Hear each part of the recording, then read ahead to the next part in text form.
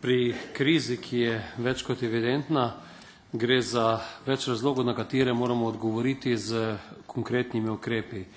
Prvič je zmanjševanje sredstev, ki so venomer v proračunski politiki Evropske unije, vedno večji delež sredstev, ki so sicer pod kmetijsko postavko, pa so okoljske narave in tudi zmanjšujejo na nek način prihodek za predelovalce hrane.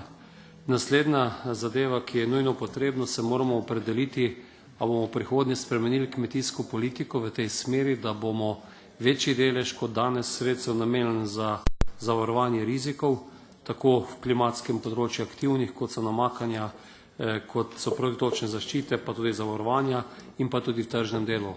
Poznamo ameriške številke, ki so povsem drugačne od evropskih. Naslednja zadeva, povezovanje v kmetijstvu, ni v celi Evropi tega uspešno povezovanja, so države, kjer sploh še nimamo organizacij proizvajalcev in to je ena od rešitev.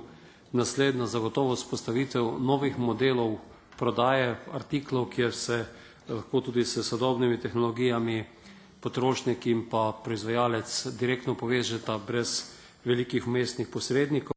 In nenazadnje zelo resno bomo morali razmisliti o monopolih, ki si jih je ustvarila veletrgovina. Vidimo, da Evropo vlada 5 do 6 velikih trgovcev, posamezne države pa tudi 2 do 3.